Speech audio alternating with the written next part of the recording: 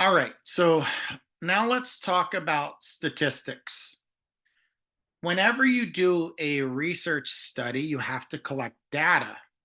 And when you collect data, you have to determine whether you have some meaningful findings. How do we do that? Well, we do that through statistical analysis. And in this brief lesson, we're going to talk about some basic concepts of statistics. So let's start with the concept of a raw score. A raw score or raw data is basically right after you collected the data before you do any meaningful transformation or analysis. Now, it is not very useful raw scores. So we have to make the data more meaningful, make the data more useful. So I want you to view raw scores like raw meat. If I were to serve you a absolutely raw piece of steak, you would look at me pretty bizarrely, wouldn't you? You'd be like, what is this? You have to prepare the meat. You have to cook the meat. You have to at least make it rare that there's some kind of searing of the meat. The same thing could be said about research. So imagine I collect 1,000 participants and I write up a journal article and I attach all of their responses to the article. The journal is going to say, that's not what I want. You need to do something with this. The same way you need to cook meat, you have to prepare your findings. So a raw score is not enough, right? So your raw data or your data immediately after collecting it is not in a meaningful way. So we have to find a way to organize the data. And we use both descriptive and inferential statistics for this purpose. Now, descriptive statistics, it's exactly how it sounds, are used to both describe and organize the data. And when we think about descriptive statistics, they come in two subtypes: measures of central tendency, which look at how scores come together, and measures of variability, which looks at the relative spread or dispersion of scores. And I'm going to talk about each. But in addition to descriptive statistics, we also have to have what's called inferential statistics, which is how we draw meaningful conclusions about the data, whether they're significantly different than we would expect by chance, or whether there's a significant relationship between certain variables. We have to also use inferential statistics. We'll get there though. So let's talk about describing data. One of the things that if you eyeball data, it can be quite misleading. Which data set do we see as more of a significant difference in percent of functioning of a car? The left one or the right one? Which one has more significant differences? The left one? Left. Right? Most of you would say the left one. But what if I told you both the left data set and the right data set are identical? And in reality, if I wanted to make my findings look more impressive, all I need to do is change the scale on the y-axis. The only difference between the left and the right is that the percentage of cars still functioning after 10 years is in units of 1% on the left one, where it's in units of 10% on the right. So I'm creating the illusion of meaningful differences when in reality, there might not be. So I use this to tell you to be careful, be critical consumers of research, be critical consumers of information, because there's a lot of misrepresentation of data that people can manipulate data in a way that makes it look more impressive than it really is. So when we have an understanding of data, when we have an understanding of statistics, we will fall prey to these mistakes a lot less. So let's talk about the measures of central tendency. As I said to you earlier, measures of central tendency look at how scores come to the middle or the center of a distribution. So, what is the middle score, right? Well, we have three ways of determining the midpoint of a data set: the mean, median, and mode. And what I will tell you is that in general, the mean is the best representation of central tendency, with one exception, and I'll explain that shortly. But we do have other measures. So the mode of a distribution is the most frequently occurring score. And when we look at the most frequently occurring score, it does serve as a peak in the distribution, right? So it will be the highest point in the distribution. So you could argue that that's a midpoint of sorts. The median is the middle score, or the 50th percentile. Now, the median is a very good depiction when you're looking at data that's put in a rank order or ordinal data. But the mean, or the average, is used for most statistics, right? So if you're looking for a normal distribution or a bell-shaped curve, typically you're going to use means and standard deviations, which I'll talk about shortly. So the average is the most powerful measure of the midpoint. However, there is one exception. If you have extreme scores, it will skew your distribution.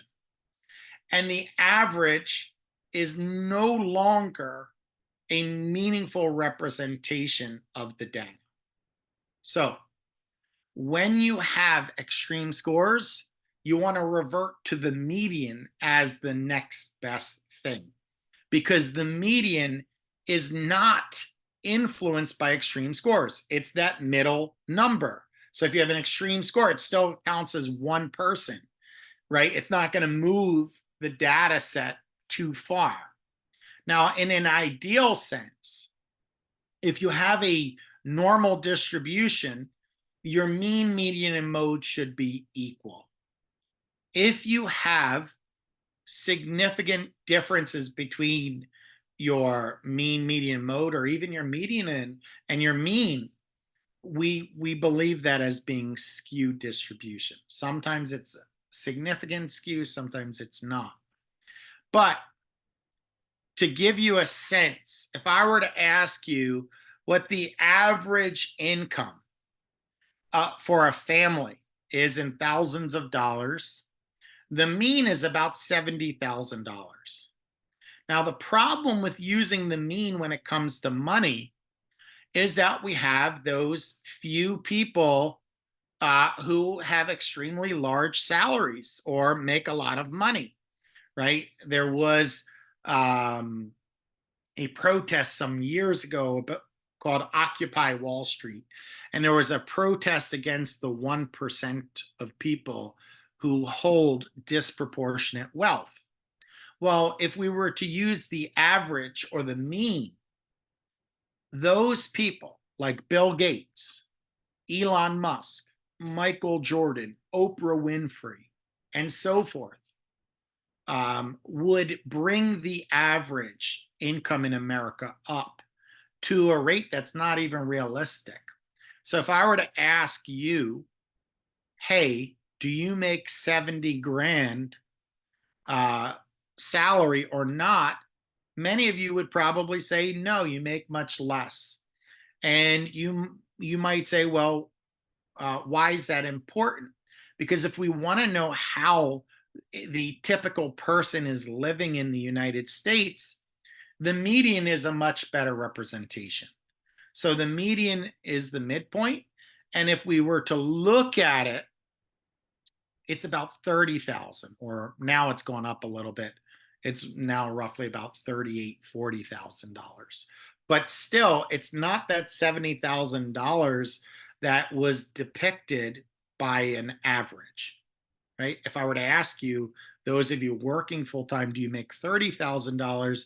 You'll say, yeah, most people do, right? If you're working full time.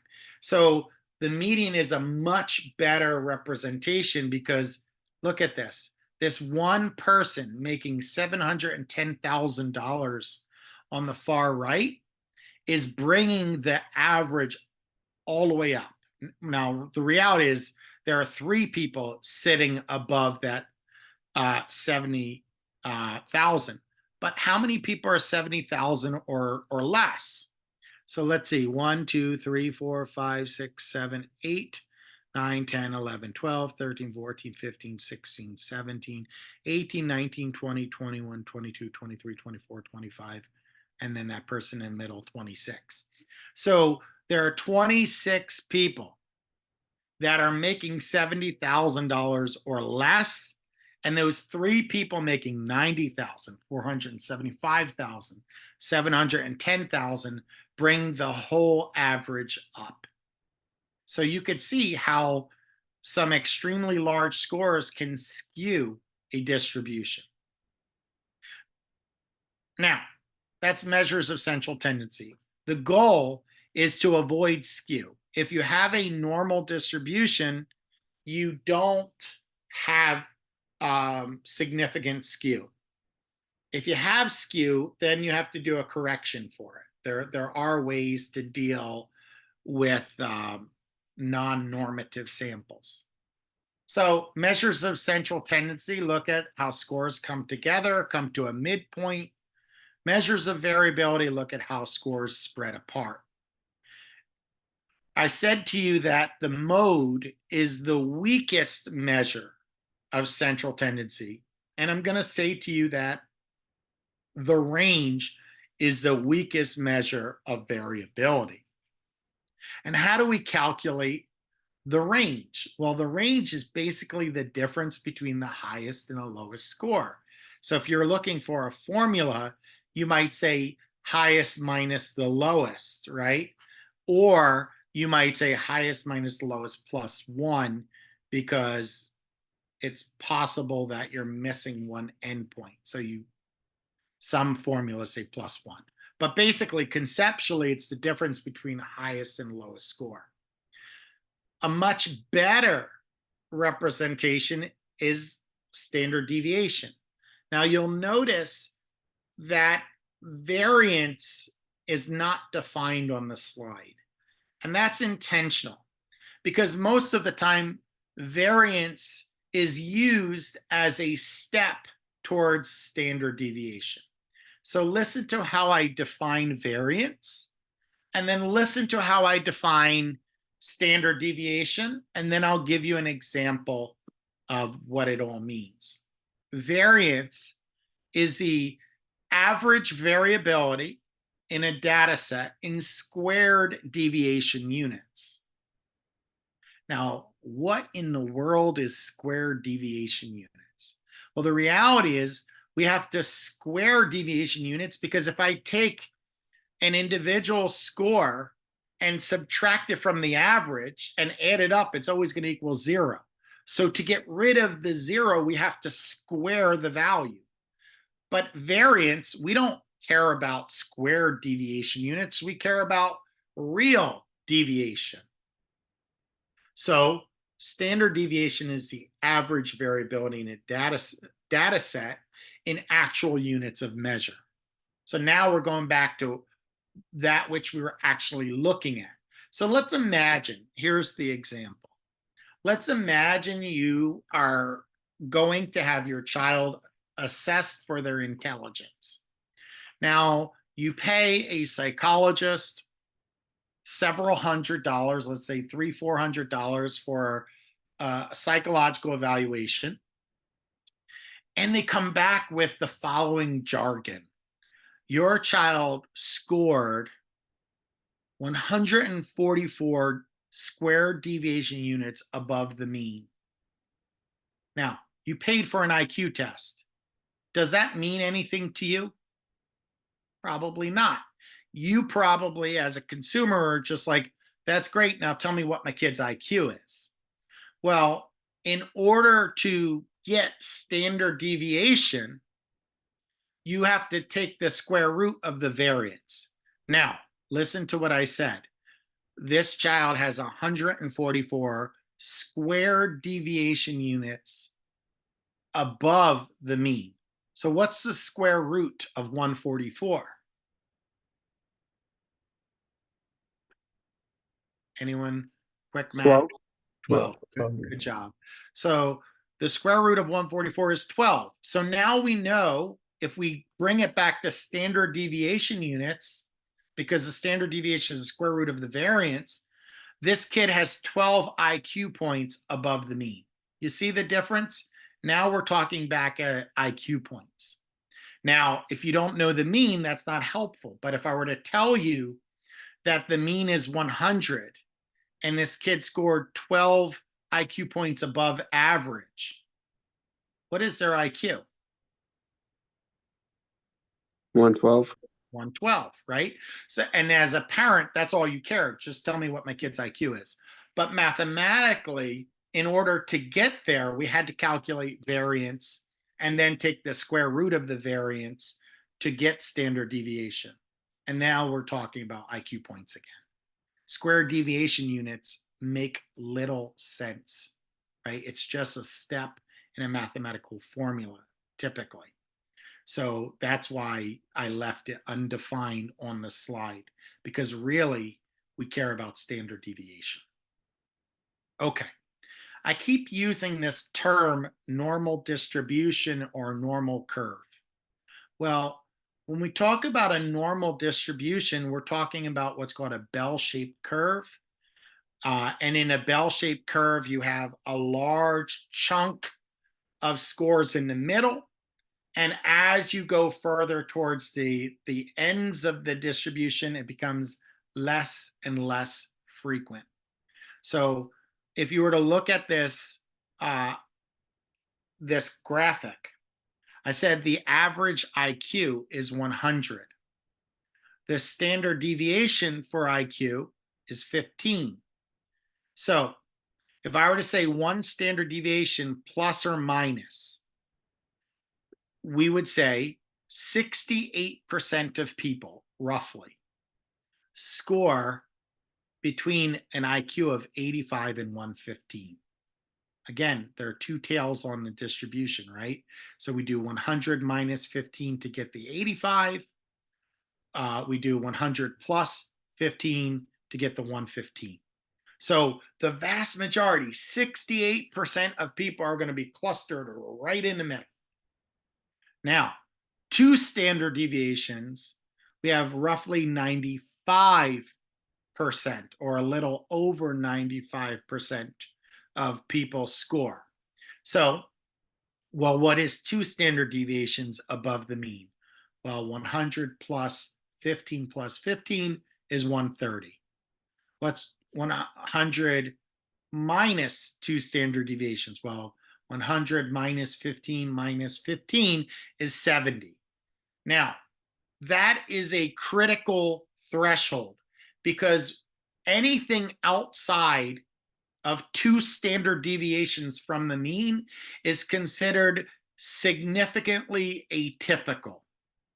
What do I mean by that? If a person has an IQ score above 130, they fall outside of the norm. We might refer to them as a genius, right? Having significantly high IQ relative to the general population. And what happens if a person has an IQ below 70? Now, this is a tricky question because we also have to measure their adaptive functioning. But an IQ under 70 is part of the criteria for a diagnosis of what we call an intellectual disability. An intellectual disability is what we used to refer to as mental retardation. So most people are going to have an IQ anywhere between 70 and 130.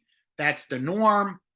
Outside of that, we consider it significantly atypical. Now, being atypical can be atypically above, atypically below, right?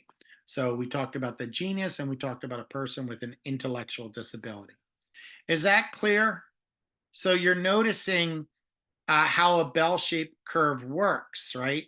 We look on both sides of the distribution and it's symmetrical, which means that if I fold one side of the curve on its other, it will overlap, right? Or overlay, right? So that's a normal distribution. Now, I mentioned to you that it is possible that we have skewed data.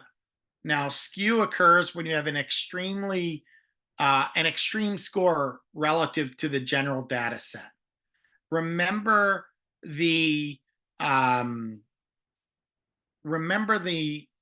income example where we saw that the average income was 70,000.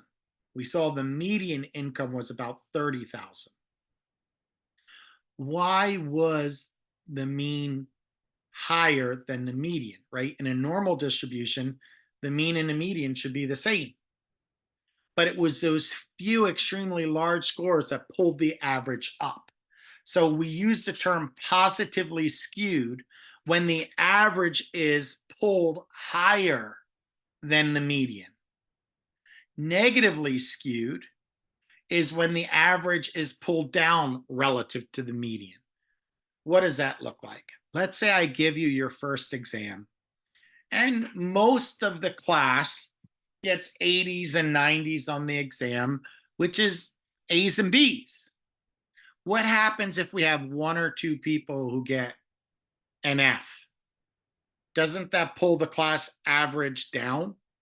So when the average is pulled down, that's going to be what's called negatively skewed. So notice when we look at skew, we're looking at what happened with the average or the mean relative to the median. If the average is pulled to a higher number based on an extreme score, we refer to that as positively skewed. If it is pulled to a lower number, we refer to that as negatively skewed. Now, you might hear positively skewed referred to as skewed to the right. You might hear negatively skewed as skewed to the left. Now, as a researcher, though, what is skew reflective of? When you have skew, it could suggest that your sample was not so random. And there might be some biased sampling that altered the outcome. So we don't like skew. Now, kurtosis is the other thing. Let's say you did have a bell curve. Let's say you did have that symmetrical shape that I showed you on this slide. Well, we could also look at the peak of the curve. Sometimes we have a very high peak, a very flat or low peak, or sometimes we have a middle peak. And based on that, we have different references.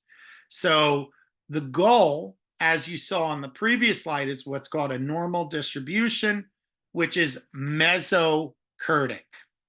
The word kurtosis refers to the peak. Meso means middle.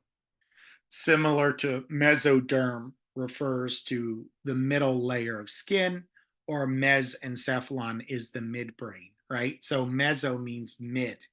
So a normal distribution is middle peaked. And that's what we want. Why do we want a mesocurtic distribution? Simple. We have sensitivity on both variables, the x-axis and the y-axis. Whereas if we have a leptokurtic or a platykurtic, then we have sensitivity only on one of the axes. So a leptokurtic, which is referred to as a thin peak, it's a very high bell-shaped curve, but it's very thin. So it's a very small amount of area on the x-axis. So you lose sensitivity on the x-axis. Whereas a platykurtic, think of the word plateau. A plateau is a flatland, right? So platykurtic is flat peaked. Now we have great sensitivity on the x-axis, but very little sensitivity on the y-axis. Now, skew and kurtosis will not be the focus of your test. I will put more of an emphasis on measures of central tendency and dispersion, but I did want you to understand how the shape of the bell curve could be altered by skew and kurtosis. So we said statistics are a way of organizing and interpreting data. Descriptive statistics were summary scores.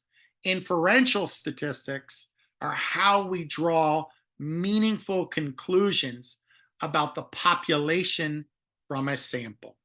Now, I wanted to redefine a population, redefine a sample. Now, I know I talked about this in a previous lecture, but if you look at the population refers to all parties of interest, everybody.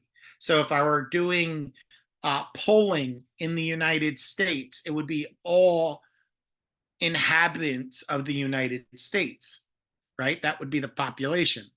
But if I wanted to know America's voice, is it practical to survey over 330 million people? No. So I need to find a way of getting America's voice without needing 330 million people. So what we do is we take a subset of the population, which is a sample, a smaller portion of the population. And when we do inferential statistics, we're saying, can I draw meaningful conclusions about the population from this sample? In other words, are there significant differences or conclusions that I've found in my study? Now, what do? We have to test whether this is true. So we use what's called significance testing or hypothesis testing. And then we have what's called NHT or null hypothesis testing. The null hypothesis says there are no differences between the groups.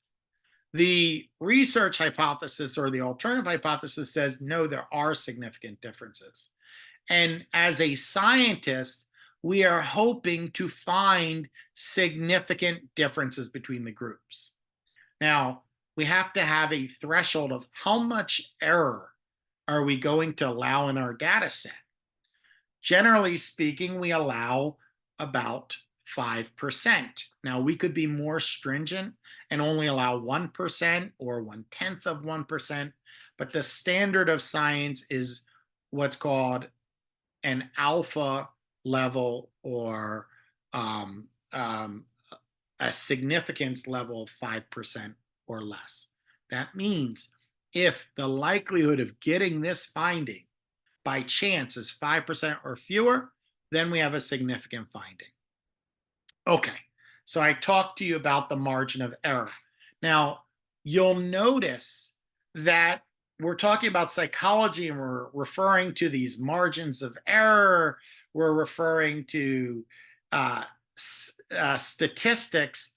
I guess you're starting to see what I meant, that psychology is a science, because the same rules for biology, chemistry, physics, the same margin of error that we use in those disciplines, we follow the same principles of null hypothesis testing.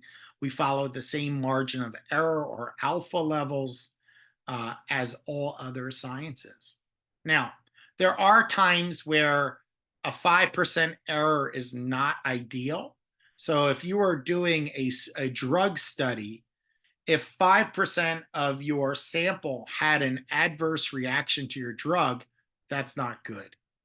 So when it comes to drug therapies, we have a much more stringent alpha. Remember where I said 1/10 of 1%?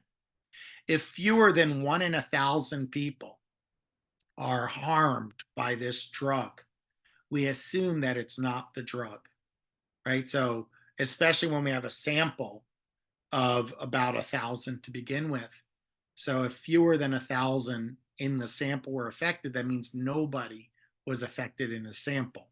So in a larger population, if something happens, it's not likely due to the drug. But notice we're not allowing 1 in 20 people to be having an adverse reaction. That's the standard for science and studies in general. We're saying less than 1 in 1,000 because we want this to be so unlikely that if a drug goes to market, it's relatively safe. So when we do significance testing, there are different tests that you'll need to know. And if you read articles, I'm giving you the very common ones. I teach statistics as well, and there's a whole semester on all kinds of different statistics. So I've boiled it down to just a select few. So if I were looking at two groups and I wanted to see, are there meaningful differences between two groups of people? Are there average of one group significantly different than the other? I would use a t-test. So remember, a t-test is used for two groups of people, and you're comparing the dependent variable as a mean or average. If you have three or more groups of people, then we're going to use what's called an analysis of variance, or what is abbreviated as an ANOVA. So this is when you're comparing three or more groups, and the dependent variable is a mean that you're comparing. So remember the drug study that we talked about with the experiments in the previous video? Originally, I said you had an experimental group and a control group. And if you have two groups, that would be a t-test. But then I said, hey, wait a minute. With drug trials, you also have to have a placebo group. So you have a standard control group, a placebo group, and a group that actually receives the medication. Now we have three groups. So we can't run a t-test anymore. We have to run an ANOVA. But what if we're looking at categories instead of numbers? What if we're not looking at means or averages, and instead we're looking at the frequency of occurrence? So how many people are driving blue cars versus red cars? There's not a significant average of interest. It's just categorical differences. So we do have a statistic that allows us to compare observed frequencies, and that's called a chi-square. Now, before I move on, I also mentioned correlation in a previous video. There are different correlations, but the most common statistic we use is what's called the Pearson's R, or the Pearson's product moment correlation, and that's a pretty common one too. So these four inferential statistics cover the lion's share of articles you'll read in journals between a t-test, ANOVA, chi-square, and Pearson correlation. Now, I talked to you about generalizing from a sample. In order to generalize from a sample, we have to have a representative sample, right? And that means that the components of the sample are similar, if not almost identical, to the population as a whole. Now, the best way to draw conclusions is if you have that representative sample, right? So that's an indicator that, hey, maybe I can generalize from this sample to the population. We also, when we see consistency in scores, that allows us to be able to draw meaningful conclusions, because that's an indicator of reliability. Consistency and reliability are virtual synonyms. And then in terms of sample size, now sample sizes don't have to be crazy large, right? If you have 330 million people, a sample of 1,000 will do the trick. But as you increase sample size, you have greater sensitivity to meaningful differences. So larger samples in general are better than smaller ones.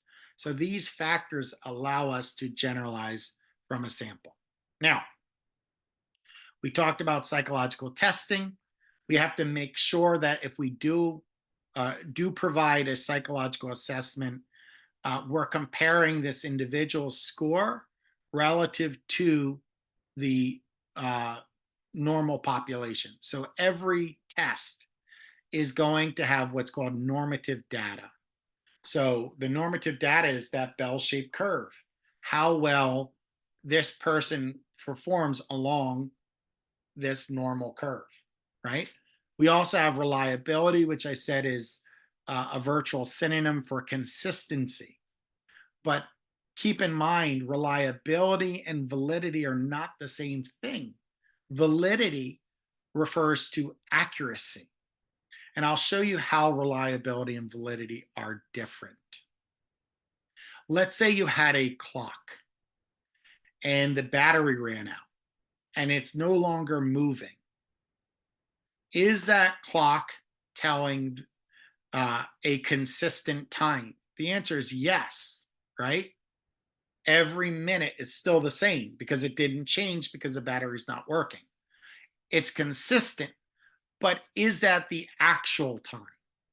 The answer is no, except for 2 minutes out of the day. So is the clock giving you a valid time? No, right? So validity refers to accuracy, and does the test measure what it purports to measure?